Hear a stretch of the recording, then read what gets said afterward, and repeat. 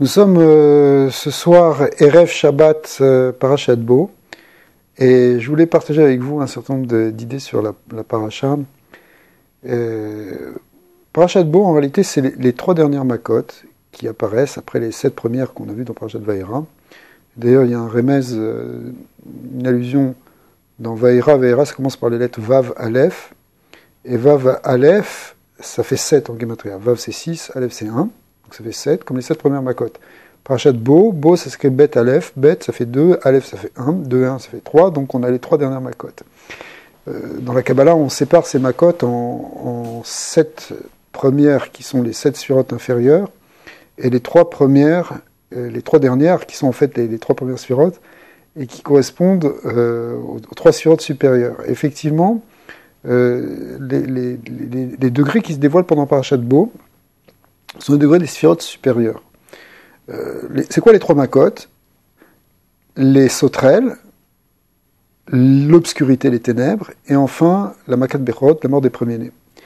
Alors, ces 3-là correspondent aux 3 dernières sphirotes qu'on appelle Bina, Chochma et Keter.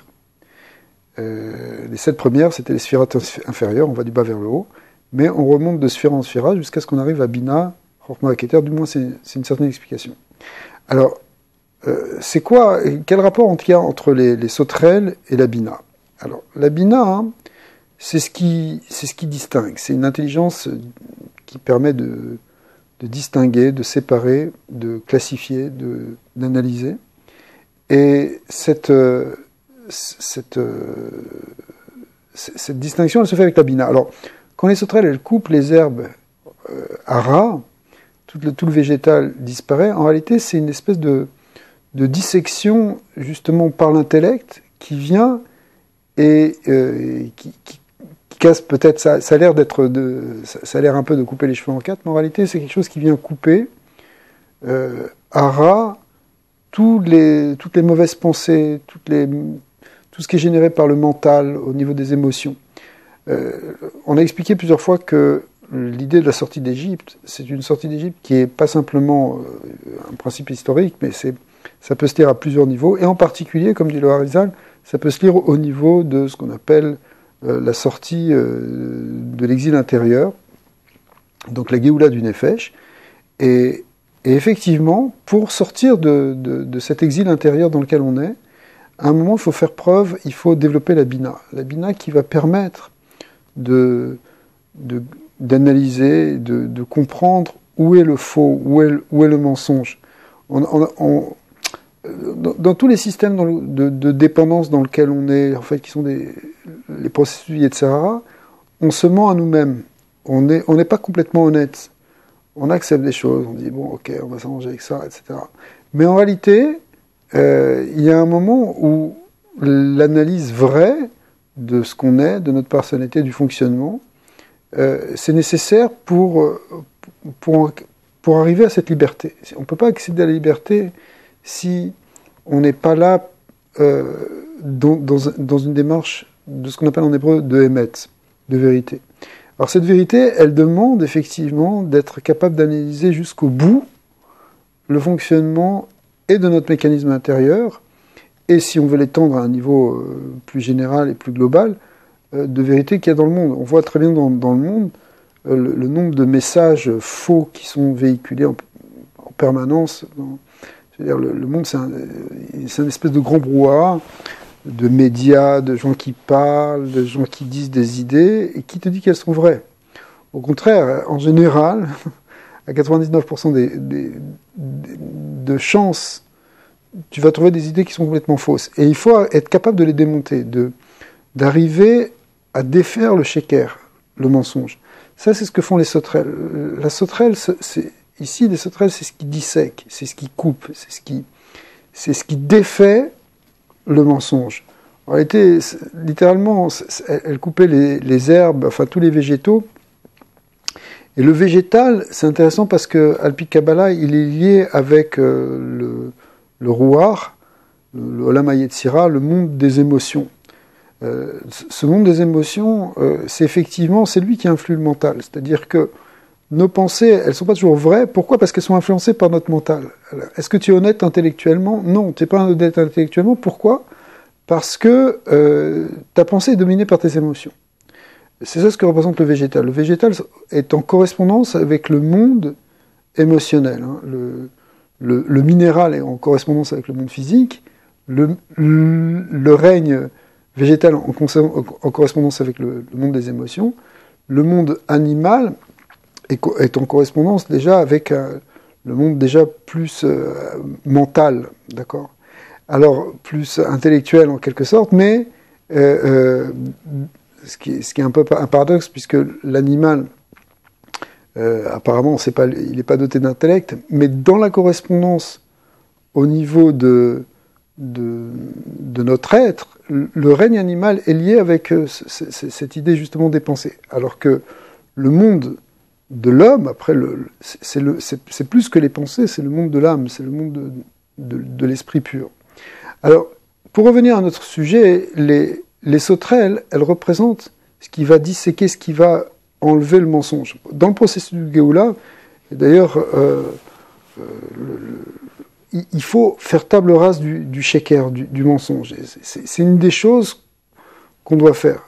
Si d'ailleurs, l'idée de dévoilement de la chassidoute et de dévoilement de la Torah, de la Pnimiyut Torah, participe du processus de Géoula, c'est parce que justement, la vraie philosophie qui est contenue, enfin la vraie philosophie, la vraie pensée en quelque sorte de la Torah qui est contenue dans la chassidoute, dans la Kabbalah et dans la Chizun, c'est quelque chose qui vient et qui est capable de détruire le mensonge de systèmes philosophiques qui sont complètement dépendants en réalité de désirs qui sont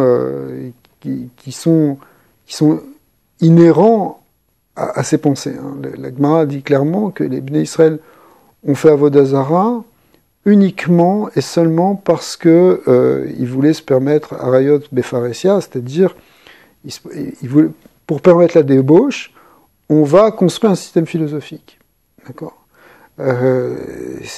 Si ton système philosophique permet cette débauche, alors tu peux la faire de manière légale. Et en réalité, c'est pas parce que c'est vrai que tu as dit cette idée, c'est parce que tu étais soumis à un certain désir. Alors ça, c'est ça les sauterelles. Les sauterelles, c'est coupé avec cette fausse pensée qui est une pensée qui est motivée par des degrés de midot, qui est motivée par des émotions, par des désirs physiques évidemment, ou des désirs en tout cas qui sont de l'ordre de ce qu'on appelle la ta'ava, des besoins, etc.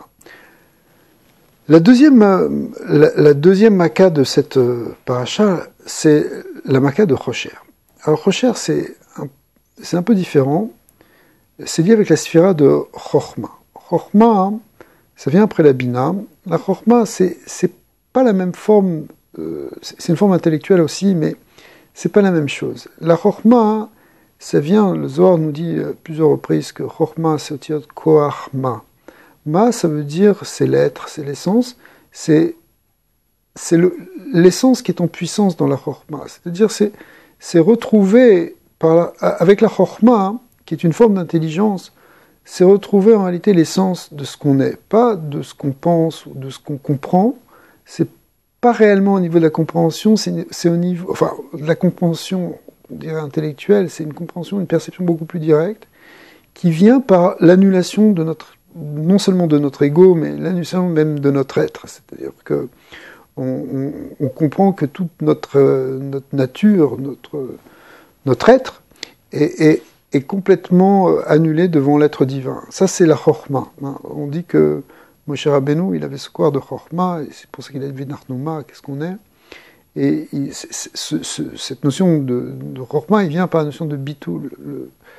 Le Maguide de Mézérich explique que la notion de Chochma, c'est corrélatif avec la notion de Bitul. C'est-à-dire, plus on va s'annuler, Bitul, ça veut dire s'annuler, plus on va s'annuler, plus on va arriver à cette notion de Chochma. Mais, dans la Chochma, pour s'annuler, ça signifie assez souvent qu'on s'annule devant quelque chose qu'on ne comprend pas. Parce que si on comprend, en quelque sorte, c'est une forme, on maîtrise la chose. Quand quelqu'un, il pense qu'il connaît, ça veut dire qu'il domine.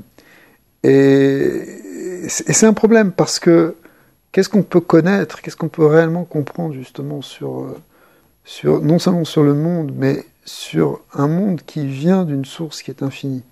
Puisque la source est infinie, la source est divine, alors forcément, notre compréhension, qui est limitée en tant que créature, elle s'arrête à un certain niveau. Et c'est ça, cette compréhension, cette perception qu'on est en quelque sorte limité par rapport à cette connaissance, c'est ça qu'on appelle la chorma. Alors, d'une certaine manière, cette chorma, qui est une forme de sagesse, les maîtres nous diront que finalement le but de la connaissance, c'est savoir qu'on ne connaît pas. Alors, c'est savoir que la vraie connaissance nous dépasse. C'est pas une manière de se réduire intellectuellement, c'est une manière de comprendre les limites de la compréhension humaine. Alors, cette manière de comprendre, elle génère une forme d'obscurité, c'est-à-dire qu'on ne comprend pas. Donc on est dans une forme de ténèbres. Donc il arrive parfois qu'on expérimente une dimension d'obscurité, de ténèbres. Cette ténèbre, c'est-à-dire on ne comprend pas qu'est-ce qui nous arrive. Les choses ne fonctionnent pas comme on voudrait. On aurait imaginé que la vie allait se dérouler d'une certaine manière. Ça ne se passe pas exactement comme on veut. Il y a des gens, tu vas me dire, ils arrivent à tout planifier, à tout construire, ça se passe comme ils ont prévu. Mais à un certain moment, il y a toujours quelque chose qui dépasse l'être humain. On est confronté dans notre existence à une dimension qui forcément nous dépasse à un moment où on n'a pas le contrôle. Si quelqu'un pense qu'il contrôle tout, même si quelqu'un a une nature contrôlante, il va se retrouver dans une expérience où il risque à un moment de comprendre qu'il y a certains domaines qu'il ne peut pas contrôler.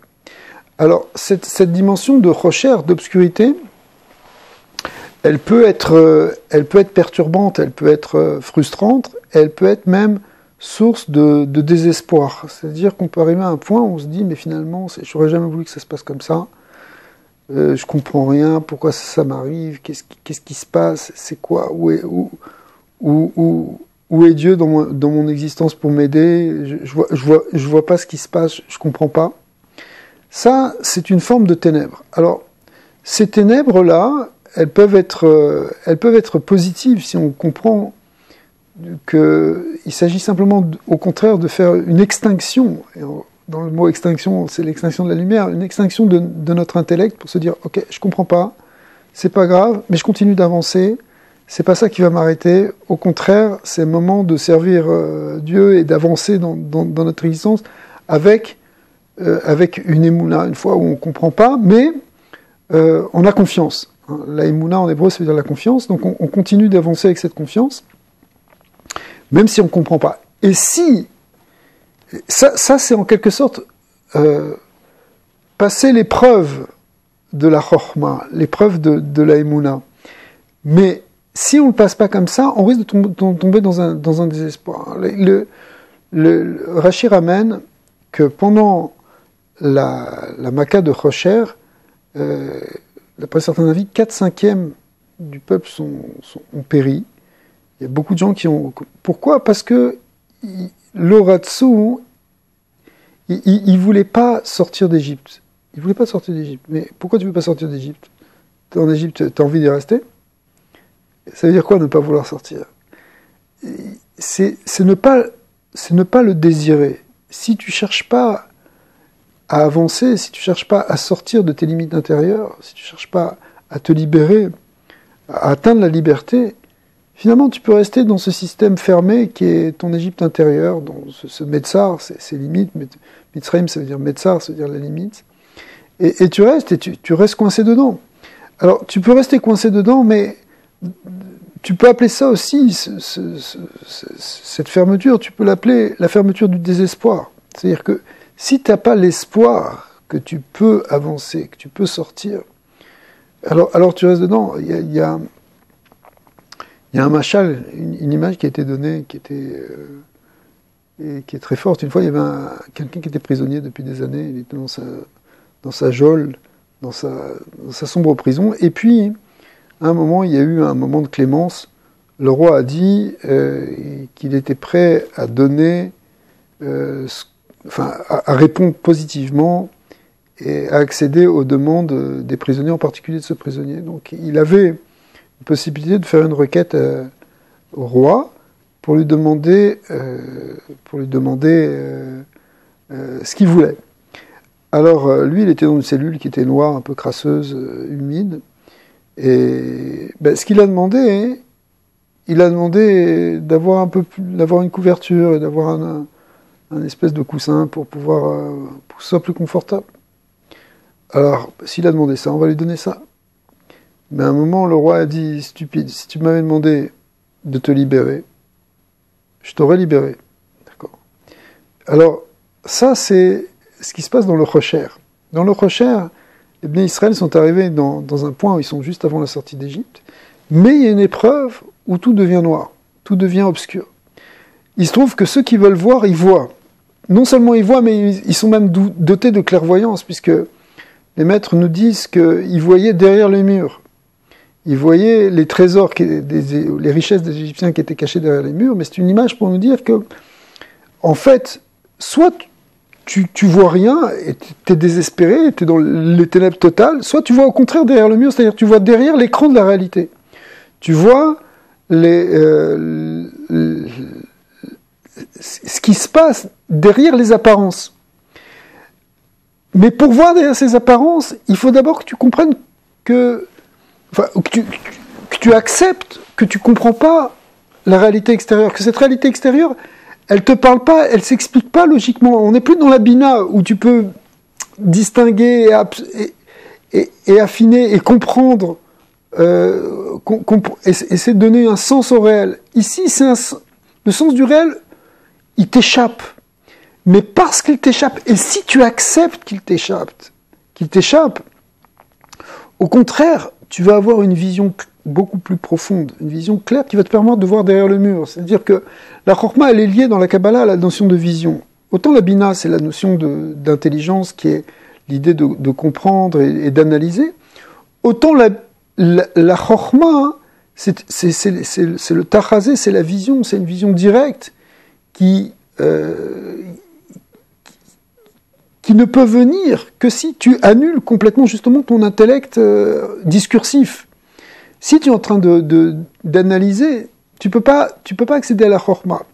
Après ça, il va falloir unifier la Chorma et la Bina, parce qu'on fonctionne pas simplement avec un cerveau, on fonctionne avec les deux, la Chorma et la Bina, qui vont produire le Da'at. Mais l'expérience de la Chorma, c'est quelque chose qui vient par une acceptation du fait qu'on ne comprend pas au départ. Et c'est parce qu'on annule notre pensée, on ferme notre pensée, on éteint notre mental, qu'à ce moment-là, l'illumination peut nous amener à une perception beaucoup plus profonde et plus complète de la réalité. Alors, si c'est pas ça, et si on tombe en quelque sorte dans ça, on peut tomber dans une forme de désespoir qui nous empêche de sortir d'Égypte.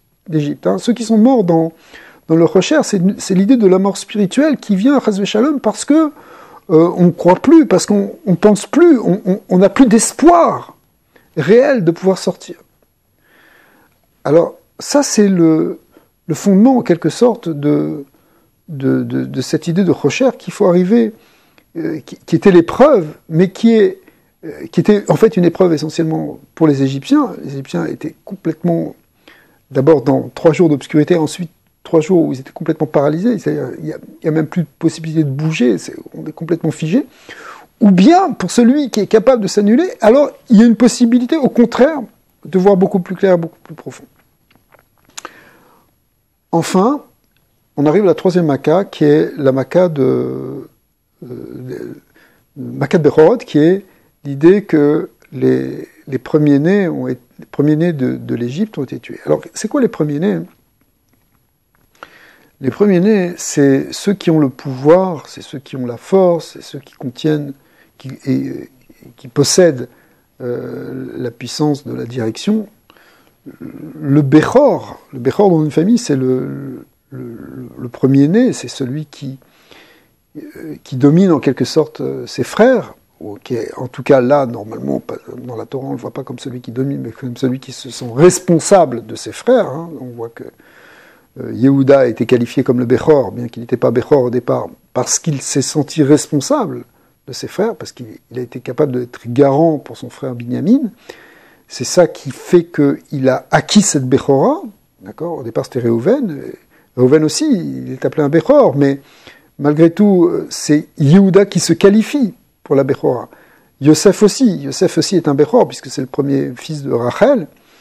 Et parce qu'ils se sont responsables de nourrir ses frères et de les protéger, lui aussi, il mérite cette Bechora. C'est pour ça que dans le cas d'Israël, on va avoir plusieurs Bechorot, plusieurs fils aînés. Mais maintenant, cette Makat Bechora qui arrive le soir de Pessah, puisque ça va venir à minuit, au moment où ils sont en train de manger le Korban Pessah, eh bien, elle marque le transfert de la Bechora qui était chez les Égyptiens, puisque tous les fils aînés des Égyptiens, que ce soit d'ailleurs les Bechor Paro, depuis le fils de Paro, c'est-à-dire les gens de l'élite, jusqu'au Bechor de la servante, qui est derrière la meule, là-bas nous dit la Torah, c'est-à-dire qui travaille derrière, mais qui malgré tout, donc qui dans l'échelle sociale, est apparemment très basse, mais en réalité,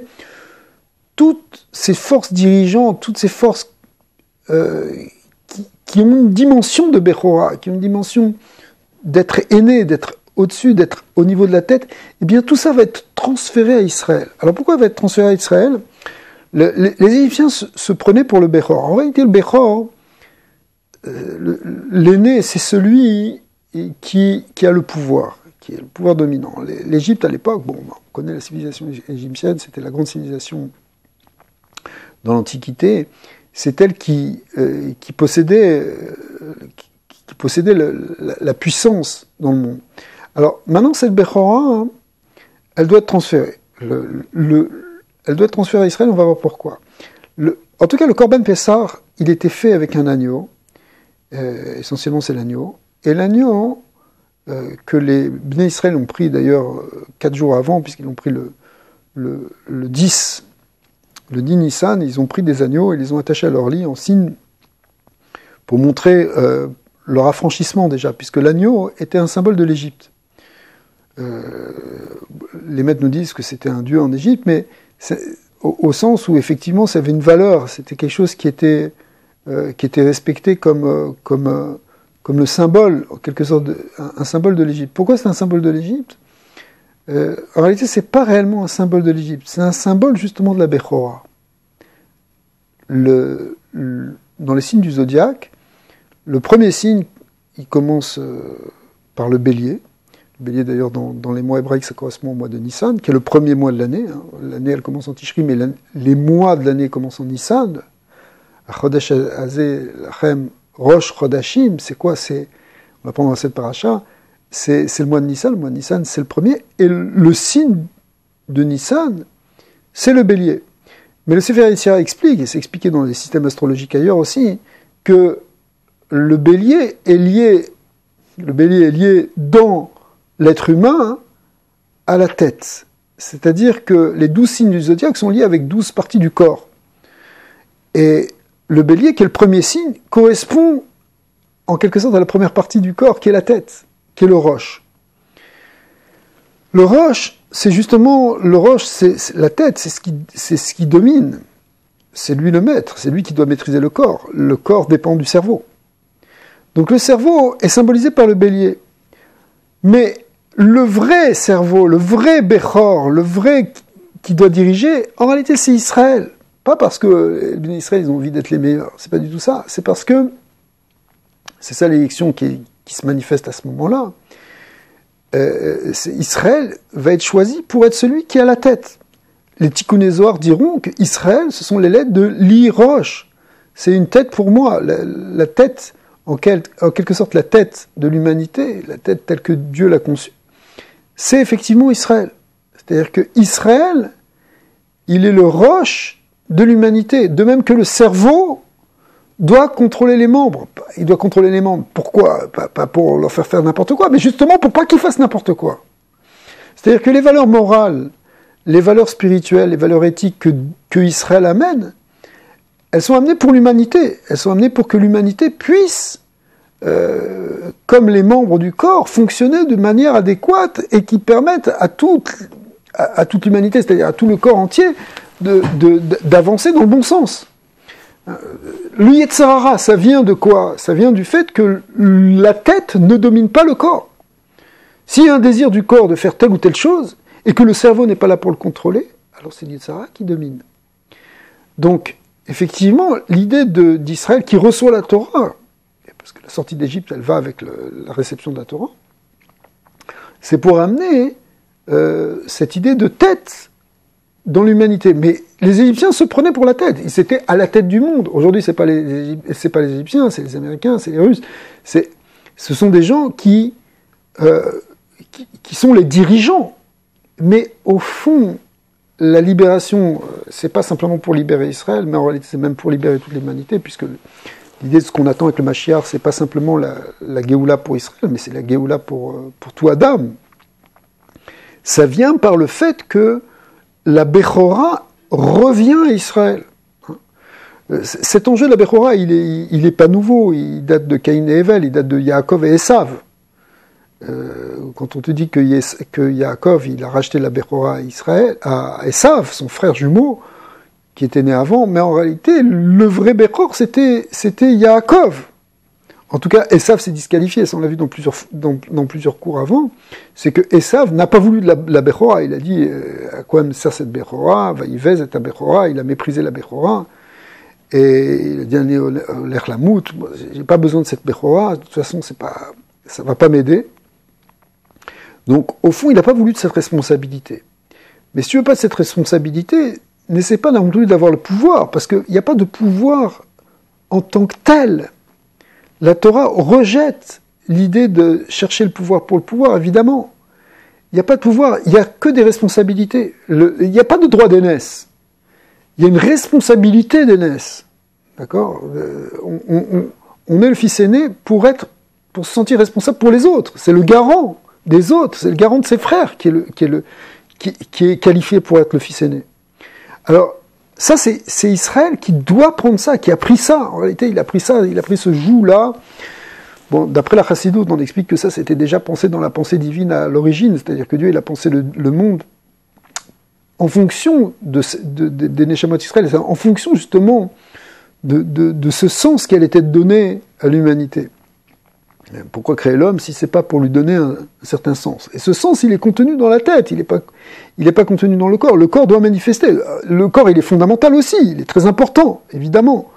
Le passouk nous dit à Kol Yaakov, la voix, c'est-à-dire la voix de l'esprit, la voix de la Torah, c'est Yaakov, c'est-à-dire Israël. Vayadim yedé Esav, les mains, c'est les mains d'Esav, c'est-à-dire qu'on a besoin de mains aussi. Si on n'a pas de mains, on peut rien faire. Donc Esav, lui, c'est-à-dire le monde occidental ou le monde tout court, en fait, le monde de l'humanité, il doit agir, mais celui qui doit donner l'impulsion et la direction, c'est Israël. Pas parce qu'Israël, il veut être supérieur, il veut pas être supérieur. C'est parce qu'il a reçu ça comme fonction, comme le cerveau, il a reçu ça comme fonction. Les cellules du cerveau, elles se prennent pas pour plus qu'elles sont, mais elles sont des cellules du cerveau, c'est ce qu'elles ont à faire. D'accord? Alors, le cas Israël, bon, on va pas parler maintenant d'histoire des prix Nobel, etc., avec le pourcentage dans le cas Israël pour dire qu'on est plus intellectuel, etc. C'est pas ça. C'est ça la fonction que Israël a reçue.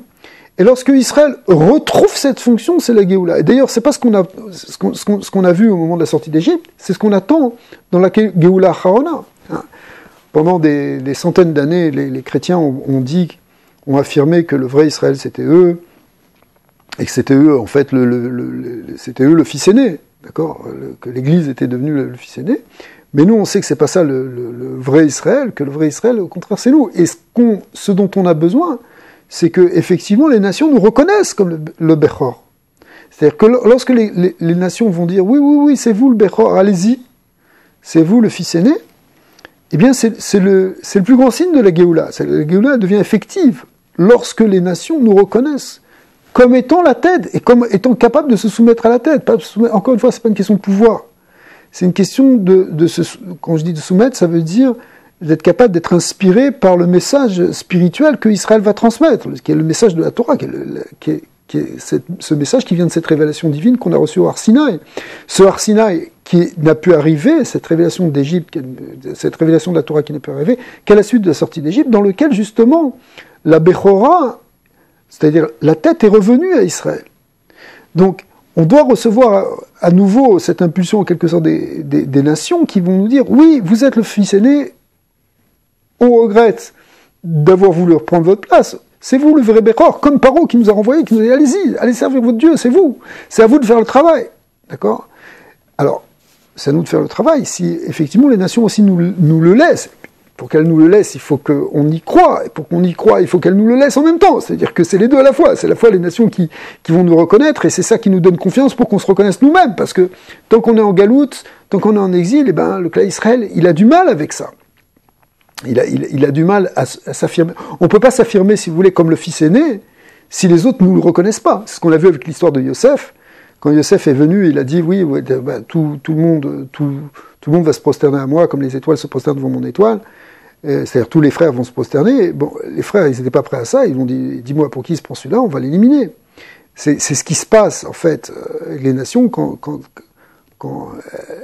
elles ne croient pas en nous, donc elles veulent nous éliminer. Mais en réalité, c'est le contraire. Il faut qu'elles nous reconnaissent. Et quand elles nous reconnaissent, alors nous, on peut affirmer qu'effectivement, quelle fonction on a réellement à faire. Mais même si elles ne nous le reconnaissent pas, on peut en être déjà persuadé à l'intérieur. C'est-à-dire qu'Israël, en tout cas les sages d'Israël, n'ont jamais, malgré tout ce qu'ils ont subi comme exil, que ce soit dans le monde occidental ou dans le monde musulman avec la divinitude, dans lequel on était réduit à rien, et complètement écrasé, banni, et interdit, etc., et soumis et injurié, etc. Malgré tout, ils n'ont jamais perdu de vue notre véritable essence et quelque part notre vraie fonction qui est la fonction la plus noble en quelque sorte. D'accord ? Donc, simplement, à un moment, il va falloir qu'il y ait un retournement, qu'il y ait un passage, c'est une reconnaissance de la Bechora. C'est ça Makat Bechorot. Makat Bechorot, c'est que l'Égypte comprend qu'elle a plus de Bechor, qu'elle a perdu la Bechora. Et qu'elle a perdu la Bechora au profit d'Israël, parce que Israël est le vrai Bechor, comme Dieu en a témoigné. Béni Bechori Israël. Mon fils aîné, c'est Israël. D'accord ?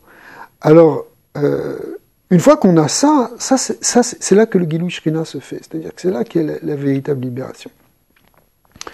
Alors, le but de cette libération, elle est d'arriver à non seulement à recevoir cette Torah, à amener ce contenu. Il ne s'agit pas simplement d'être libre extérieurement et physiquement, ce qui est une grande étape, évidemment, et tellement importante quand on a la liberté d'agir, la liberté de temps, la liberté d'exister dans l'espace, dans le monde, sans être réduit au mépris et rebuté dans un coin. Ça, c'est une liberté qui est tout à fait fondamentale et absolue. Mais et après, il faut donner un contenu à cette liberté. Qu'est-ce qu'on en fait ? C'est quoi être vraiment libre ? Est-ce que tu es libre extérieurement, mais est-ce que tu es encore dans tes chimères et dans tes dépendances intérieures ? Est-ce que tu es encore pris dans tes fausses croyances ? Est-ce que tu es encore enfermé dans les limitations de ton esprit et de tes émotions ? Non, il faut arriver à s'en libérer. Pour s'en libérer, il faut arriver à la connaissance. C'est ça le message de Matan Torah qui vient après, c'est que c'est par le don de la Torah, c'est-à-dire par l'accession à cette période supérieure, à cette compréhension beaucoup plus profonde, qu'on arrive à la libération de l'être. Et que le monde, pas simplement les individus, mais le monde entier va arriver à une libération par la connaissance. La connaissance, c'est ça qui libère. Et puis après, il y a encore une autre étape qui est la troisième étape qu'on voit dans le livre de Shemot, de l'Exode, c'est que non seulement on sort d'Égypte et on arrive à cette connaissance, mais après on réalise cette connaissance dans le monde d'en bas, on le concrétise, on le finalise, on le fait rentrer en quelque sorte dans tous les aspects de la vie matérielle. Ça, c'est représenté par l'idée du Mishkan. Le Mishkan, qui est le tabernacle, qui ensuite va devenir le temple, et il permet à cette présence divine de pouvoir résider parmi nous dans le monde d'en bas. C'est-à-dire que la liberté, c'est pas simplement être libre physiquement et être reconnu en tant que tel, c'est pas non plus simplement accéder à une connaissance supérieure, libératrice, par la connaissance vraie des vérités, si vous voulez, fondamentales, c'est arriver à réaliser ces vérités fondamentales jusque dans notre corps, jusque dans le monde physique. Il ne s'agit pas simplement d'avoir une connaissance intellectuelle confinée dans le cerveau, il faut que cette connaissance, elle descende jusque dans nos membres, jusque dans nos pieds. D'accord ? Alors ça, c'est l'idée du Mishkan, puisque le tabernacle, le temple, c'est faire descendre cette connaissance divine jusque dans le monde physique, dans le monde matériel, à Sarat Fahim, dans ce qu'on appelle dans les 10 premiers Tefarim, dans le premier mètre de la Gashmiout, dans lequel normalement on est dans un domaine qui est purement physique. Eh bien, dans ce domaine physique, il faut arriver à réaliser cette spiritualité, à réaliser cet aspect divin. C'est ça qui va finalement amener cette liberté complète. Alors, bon, on est Parashat Bo, on est le 6 Shvat, enfin ce soir on est déjà le 7. On se prépare en même temps chez les Chassidim 10 Shvat qui est une Iloula, la Iloula du Rabbi Rayatz, le 6e Rabbi de Lubavitch. C'est aussi d'ailleurs pour les Mekoubalim la Iloula du Rabbi du Rashash, Rabbi Shalom Sharabi, qui est le Rosh HaMekoubalim de Yerushalayim, et sur lequel finalement le monde de la Kabbalah repose aujourd'hui. Et évidemment, à Kol Be'ashgacha, il y a un lien entre la Chassidut et la Kabbalah. Et ce lien entre la Chassidut et la Kabbalah, il vient pendant le 10 Shvat, et évidemment, à la suite de ça, de cette Iloula, vient ce qu'on appelle la Iloula la Nessiout du Rabbi, du Rabbi de Lubavitch, qui finalement amène le dernier message, dévoile le dernier message qui était contenu dans cette Chassidut du Baal Shem Tov, Chassidut Baal Shem Tov qui a été transmise dans différentes Chassiduyot, mais en particulier dans la Chassidut Chabad, et celui qui a été Maké Bepatish, qui a donné finalement, qui a fini de complètement révéler ce qui était contenu dans la Torah du Baal Shem Tov, c'est le Rabbi de Lubavitch. C'est lui qui est le dernier, en quelque sorte, à dévoiler et à mettre à plat le contenu du message profond du Baal Shem Tov, qui, comme on le sait, est celui qui permet d'amener le Mashiach, puisque c'est uniquement c'est ce que le Mashiach a dévoilé au Baal Shem Tov, c'est uniquement lorsque c'est les sources du Baal Shem Tov, c'est-à-dire le message du Baal Shem Tov, sera révélé complètement à l'extérieur, et à l'extérieur de l'extérieur, nous dit le Rabbi, eh bien que la Géoula pourra venir. C'est-à-dire que cette connaissance, il faut qu'elle vienne et qu'elle s'épanche, et c'est elle qui permet de transformer le monde. Alors, nous, on a des bons espoirs, parce que on voit là ce qui se passe en ce moment. On a parlé l'autre fois de l'élection de Trump. C'est quelque chose qui est évidemment, attention, personne n'est prophète, on ne peut pas parler, mais on peut espérer. Ça, on peut espérer. Il y a beaucoup de signes qu'on a vus sur les Simanim, Gematria, Machir Ben David, etc. On voit aussi 70 ans, 70 jours, 7 mois, 70 jours, etc. 7 jours, excusez-moi, qui est lié aussi avec une date de David Ameller, qui a vécu 70 ans. Et enfin, bon, bref, je ne vais pas revenir maintenant sur tous les Simanim, mais l'idée, c'est que on voit qu'on est dans une période où finalement des gens qui possèdent la Bechora, l'Amérique c'est l'huile Bechor quand même, qu'on veuille ou non, c'est la nation phare des 70 nations actuellement, c'est-à-dire quand je dis 70 c'est évidemment un nombre symbolique, mais ça veut dire toute l'humanité dépend de l'Amérique, même ceux qui ne font pas partie entre guillemets du monde libre, ils dépendent de l'Amérique. Bon, il y a 30 ans, le monde était encore séparé d'une manière bipolaire. Il y avait le monde libre et puis il y avait le bloc communiste. Mais même le bloc communiste aussi, aujourd'hui, c'est sûr que tu as encore des empires. C'est l'empire russe, tu as l'empire chinois. Mais malgré tout, c'est l'empire américain qui domine. Alors, le fait que cet empire américain, maintenant, et quand je dis le mot empire, c'est pas forcément avec une connotation négative, parce que c'est pour dire que c'est un pouvoir, en tout cas, tout simplement. Et il soit aujourd'hui, finalement, sous l'influence est motivé par des gens qui sont proches du judaïsme. Le plus grand conseiller à la Maison Blanche, c'est quelqu'un qui est Shomer Shabbat et qui est attaché au tzadikim. C'est quelque chose qui c'est quelque chose qui est totalement exceptionnel.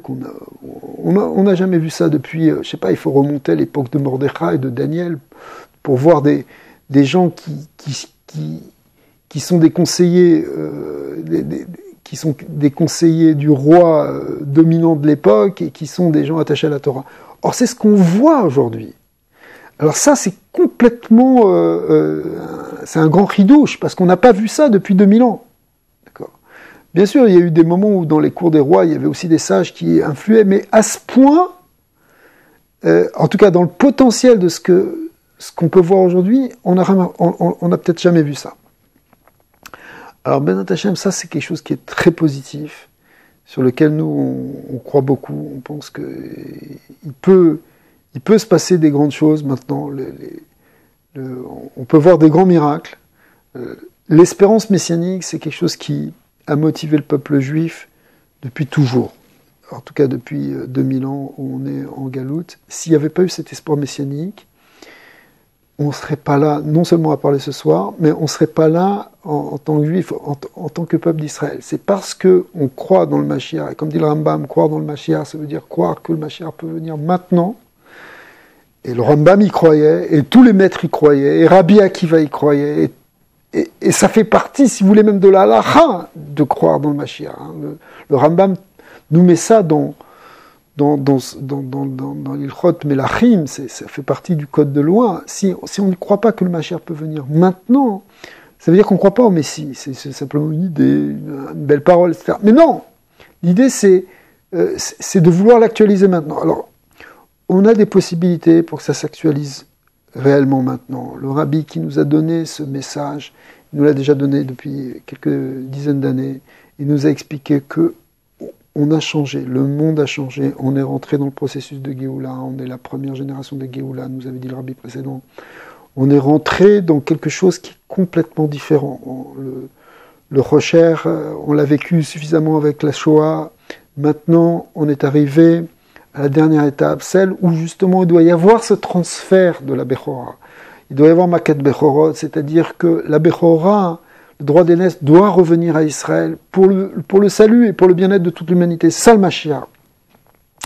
Alors Bezrat Hashem, on sent que c'est dans l'air, c'est possible, on l'espère, on croit qu'il va y avoir des grands miracles, et Bezrat Hashem, on va avoir des bonnes nouvelles. Alors je vous souhaite à tous passer un très bon Shabbat, Shabbat Shalom. Shabbat Shalom, c'est un Shabbat très inspirant, c'est le Shabbat de la sortie d'Égypte, c'est le Shabbat avant Yud Shvat où on reçoit justement ce message de la Géoula, ce message que la Géoula, c'est pas simplement un concept qu'on a connu et qu'on a rabâché, qu'on a retracé, c'est quelque chose qui est maintenant un message pour nous directement dans notre dor, dans ce qu'on est en train de vivre.